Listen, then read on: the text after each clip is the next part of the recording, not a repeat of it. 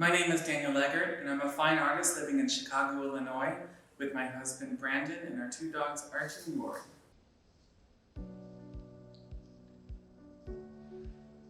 I was born and raised in Indiana and began my journey with art there when I was 4 years old.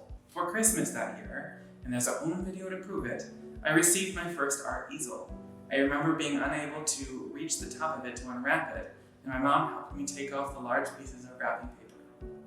Throughout my childhood, I took as many art classes as I could, and my parents proudly hung up all of my work in their rural home.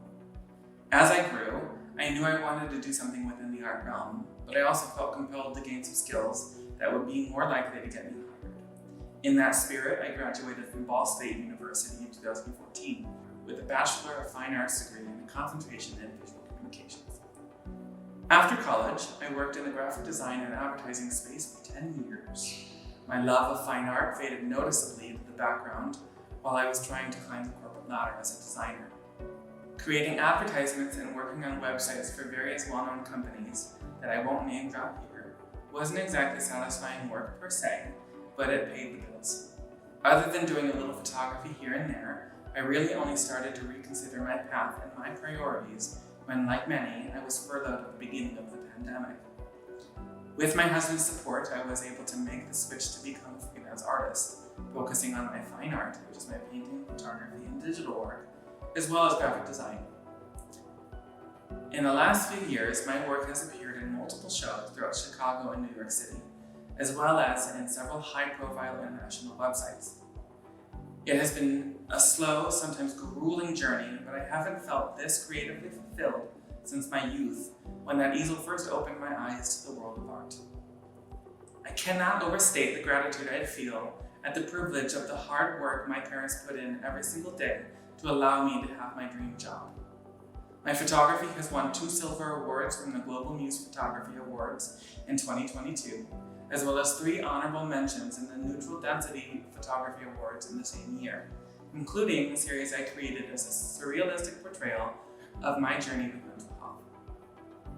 I also created a Pride photo series in the summer of 2020 called We See You, with the purpose of spreading love and hope during the first Pride month without any Pride celebrations in 50 years, since the Stonewall riots due to COVID-19. I was also interviewed and featured in the Planned Parenthood of Illinois newsletter in early 2023.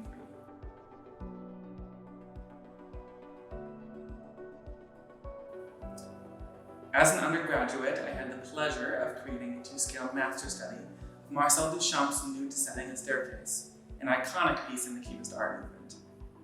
I fell deeply in love with Duchamp's style, and my reproduction still hangs prominently in our Chicago home. I have leveraged and adapted these abstraction techniques and made them my own in order to present my viewpoint on a variety of topics. I'm also hugely inspired by the works of Keith Haring, Annie Leibovitz, Jean-Michel Basquiat, J. Harrison G., and many others. I am influenced by the brilliance of my contemporaries every day, constantly looking for new artists and the work they create.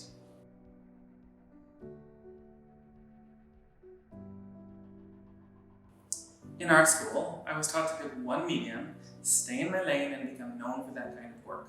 In my career, I have neither agreed with nor been good at following this sentiment. Even as a new artist, I quickly found that branching out and trying new media sparked powerful inspiration, introduced new techniques into familiar media, and enriched my entire artistic experience. I learned to use many different media in art school, but the main ones that I have used since graduating are oil paint, acrylic paint, and photography. I love to switch it up and keep things interesting by trying out new media and techniques. A big one that I have been working on is digital painting. I know digital artwork has a bit of a stigma against it in the fine art community, but I believe it is an important medium that we should embrace. I love to work on my iPad using Procreate to create my digital work. I have digital brushes that act and blend just like real paint.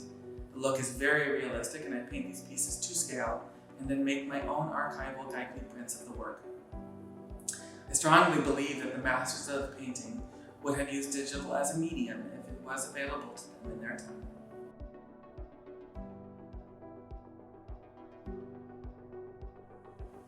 I couldn't imagine a life without art.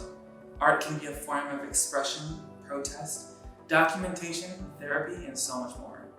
Art provides society with the windows and mirrors needed to both reflect its current state and highlight its true potential.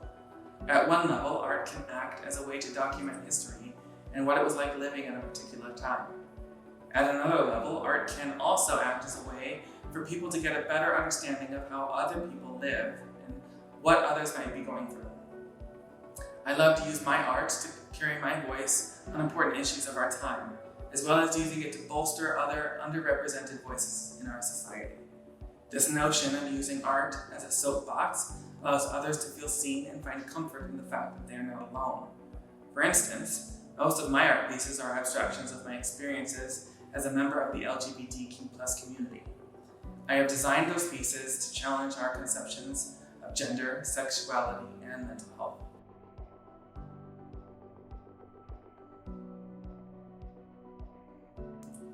This is such a hard concept to define, especially in the digital age of social media. Social media can be good in the sense that you can get exposure to people that you may not know personally. The downside of social media is that a lot of artists rate their worth based on how many likes and comments a post they get. I also think this can create a sense of quantity over quality, so that artists can be consistently posting and being top of mind to people. Creating content for social media is a full-time job, needing somehow to focus both on creating art versus creating content. With all of this, I have to constantly remind myself that my worth as an artist is not based on social media engagement. I try to base my level of success as an artist on creating pieces that speak to people's experiences and help them feel seen. To be fair, Vincent van Gogh only sold 1 or 2 pieces before he died, so the fact that I have sold any amount of art is very exciting. It is also such an honor to be sought after by my newer and older friends, family, and now even strangers. To be an artist is to create art, and I get to do that every day of my life.